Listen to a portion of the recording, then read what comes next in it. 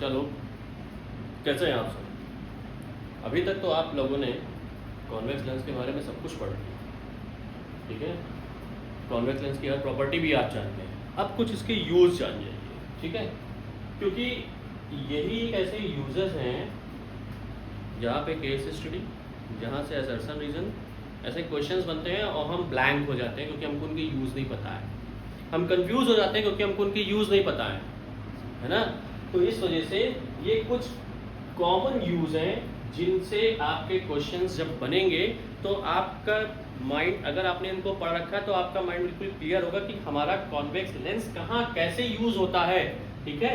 और मैंने कुछ उस यहाँ पर जो मेंशन किया है वो इस तरीके से मेंशन कर दिया ताकि आपके लिए इजी हो जाए कि हम ऑब्जेक्ट को कैसे, इसको कैसे यूज करते हैं, किस तरीके से उस ऑब्जेक्ट को जिसको हमको देखना होता है, उसकी इमेज फॉर्म करनी होती है, उसको हम कैसे किस तरह का सेट करेंगे।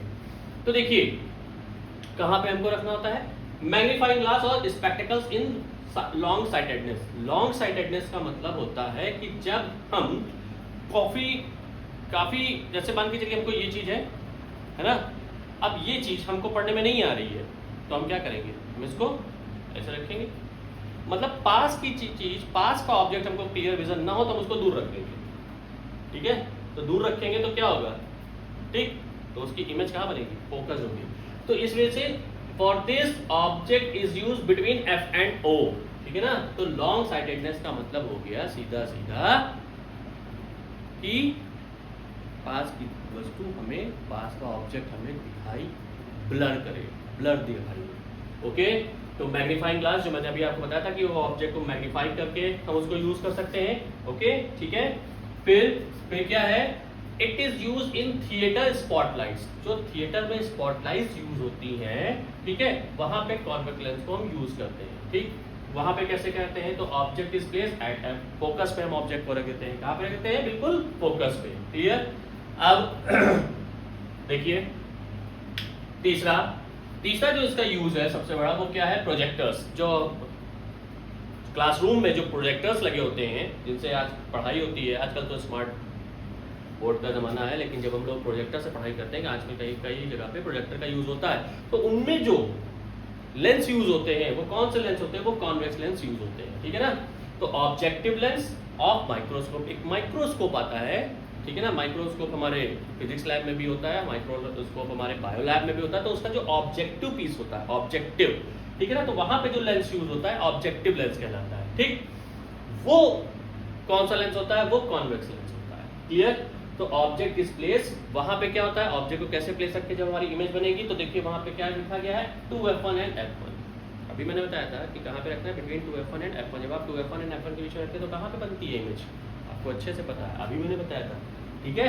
तो ये चीज याद रखिएगा, ठीक। कहां पे बनेगी, बियॉन्ड 2f2, क्लियर। मैग्नीफाई बनेगी ना भाई, बड़ी बनेगी ना, इनलार्ज बनेगी, इसीलिए, ठीक है। आइए अब क्या है, it is use as photocopying machine. Photocopy machine में जो यूज होता है लेंस, जो वो मैग्नीफाई करता है, वो रीड करता है, वो कौन सा होता है, वो हमारा क्या होता है, वो कॉन्वेक्स लेंस होता है। उसमें कहां पे रखते हैं, 2f पे, याद रखिएगा। 2f1 पे होती थी तो इमेज कहां पे बनती थी, 2f2 पे बनती थी। जैसा वो रीड करता है वैसे ही तो स्कैन करके निकालता है कॉपी, बिल्कुल एग्जैक्ट वैसा ही साइज होता है ना, ठीक है। अब अगर हमें उनका साइज रिड्यूस करना होता है तब हम क्या करते हैं, तब हम उस पर सेट करते हैं। वो जो सेट करते हैं उसका मतलब क्या है, देखिए यहाँ पे लिखा है बियॉन्ड 2f। हमको ऑब्जेक्ट को कहां पे रखना होगा, 2f1 के पहले, 2f के पहले, ठीक है। तो साइज क्या हो जाएगा, हल्का सा रिड्यूस हो जाएगा, ओके, ठीक है।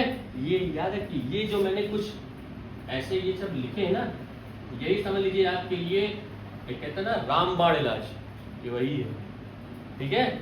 तो किसी भी मर्ज की दवा जो होती है वो इन्हीं कुछ चीजों में छुपी होती है। तो आपके लिए आपका मर्ज क्या है भाई, कॉन्सेप्ट, है ना।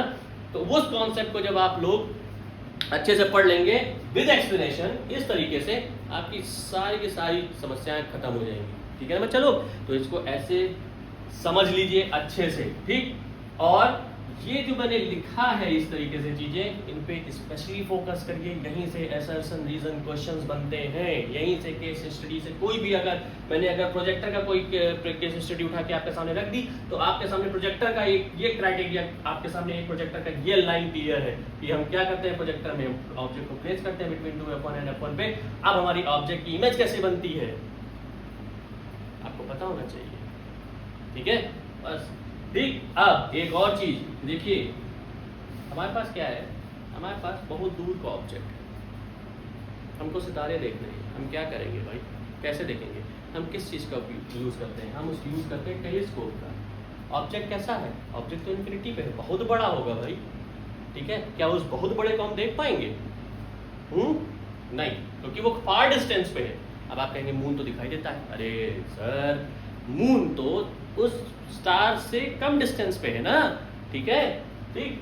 तो अगर हम एक स्टार की बात कर रहे हैं, पोजीशन ऑफ स्टार की बात कर रहे हैं, हमको टेलीस्कोप से देखा, तो हम क्या करेंगे, उस फार ऑब्जेक्ट की डिस्टेंस को हम क्या करेंगे, क्योंकि वो फार पे है, इन्फिनिटी पे है, तो हम हमारी जो उसकी इमेज बनेगी वो कैसी बननी चाहिए, कौन सा लेंस यूज करेंगे जब हमको फोकस होकर छोटा होकर बिल्कुल क्लियर दिखे, बताइए, कॉन्वेक्स लेंस। क्योंकि हमको उससे जो यहाँ पे लिखा हुआ है, when the object is at infinity so as to collect parallel rays at focus, जब फोकस पे हो जाएगा छोटा सा वो दिख जाएगा हमको, तो क्लियर दिखेगा, समझ में आ गया ना, ठीक है। तो इसीलिए टेलीस्कोप का यूज किया था।